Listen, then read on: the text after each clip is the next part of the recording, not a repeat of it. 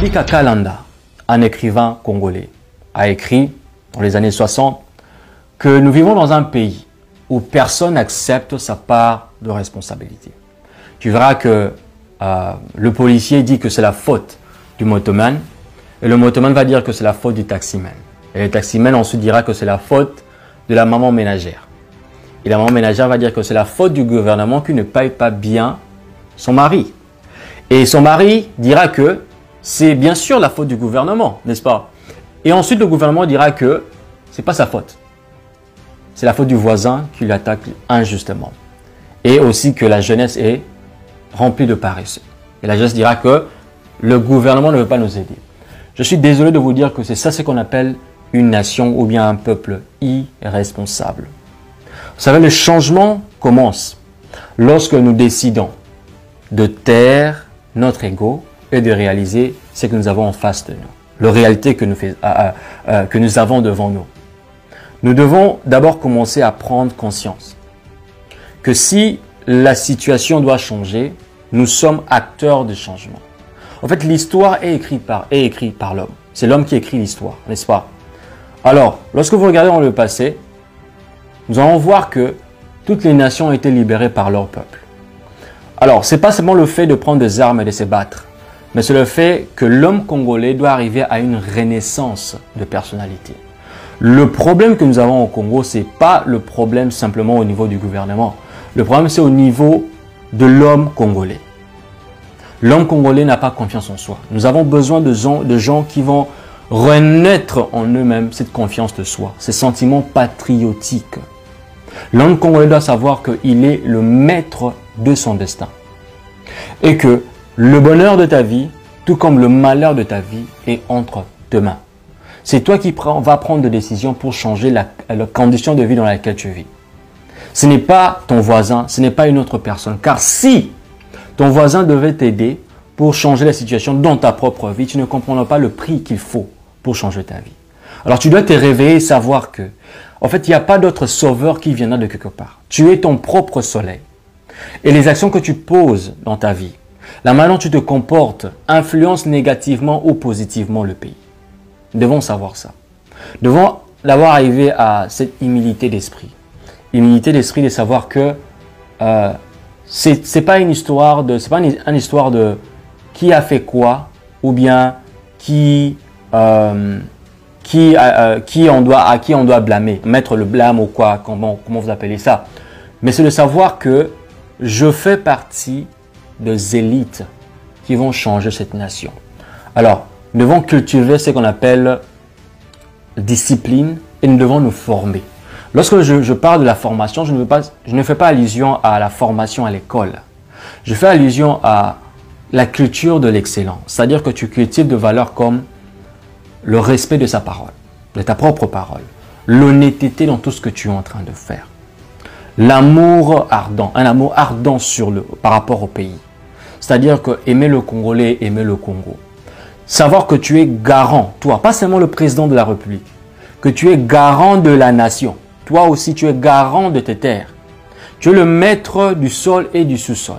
Nous devons bannir de nos langages ces mots-là, cette phrase-là que nous attendons nos décideurs. Que la France doit arrêter, que les États-Unis doivent arrêter. Ça, ce sont des discours de gens faibles, de personnes qui sont faibles d'esprit, de personnes qui ne peuvent rien faire d'eux-mêmes. Nous devons sortir de cette mentalité-là de croire que c'est l'autre qui doit changer ma situation.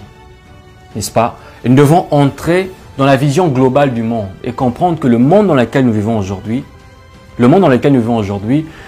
se base au niveau des intérêts et des calculs.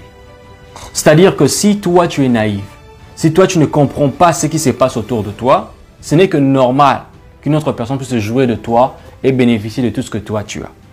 Nous devons nous réveiller mentalement.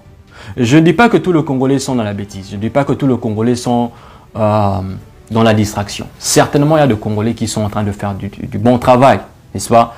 Mais seulement, nous devons être sérieux dans ce que nous sommes en train de faire. Nous devons arrêter d'abord certains blagues que nous sommes habitués à faire. Par exemple, lorsque tu es dans une conversation sérieuse, tu ne peux pas ingérer de blagues. Lorsque tu es dans une conversation sérieuse qui concerne ton futur, ta vie, ou bien qui concerne des idées qui vont améliorer la vie de la société, tu ne peux pas te permettre d'y mettre de blagues. Parfois, je pense qu'on a cultivé cette habitude-là de mettre de blagues. Pourquoi? Parce qu'on a peur de la réalité. On veut juste blaguer parce qu'on a peur de nous mettre dans l'exercice de la raison pour trouver des solutions à notre problème. Mais c'est là que nous devons commencer. Éviter cette facilité-là. Nous donner aux choses qui sont difficiles. Parce que lorsque tu donnes aux choses difficiles, c'est là que tu garantis un futur meilleur. Mais si tu ne te donnes pas aux choses difficiles, tu ne garantis pas un futur meilleur. D'ailleurs, tu es en train de construire, comment dirais-je, quelque chose qui va te détruire dans le futur. Nous devons prendre conscience, mes frères et sœurs. Parce que lorsque tu te retrouves en tant que Congolais, que tu puisses être à Kinshasa, à Goma, dans le Katanga, je ne sais pas moi, dans l'Équateur, aux provinces orientales, dans le bas Congo, ou partout où tu es, aux États-Unis, en France, Belgique, je ne sais pas moi, en Europe, en Amérique latine, en Asie, nous devons prendre ça à cœur.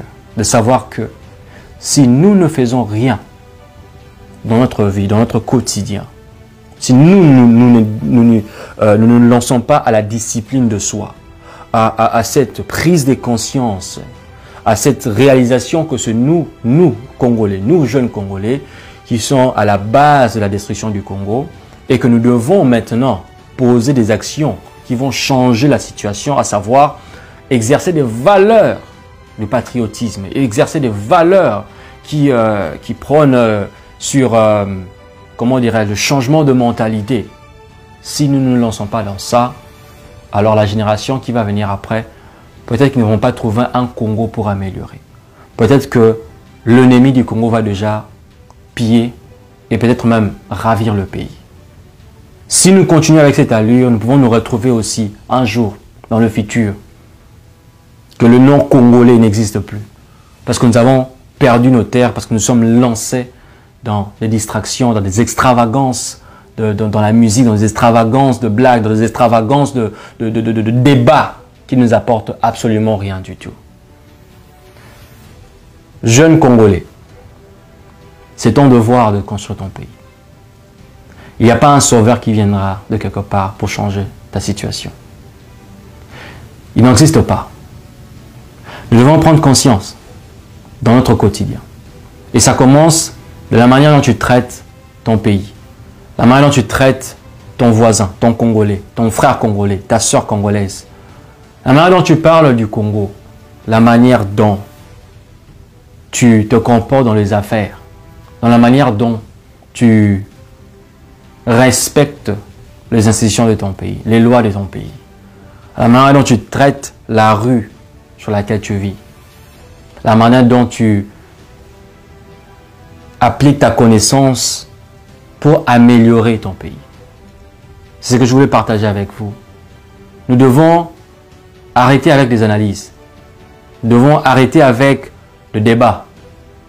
Nous devons nous mettre au sérieux et poser des actions concrètes pour changer nos vies et changer le pays. Que Dieu vous bénisse.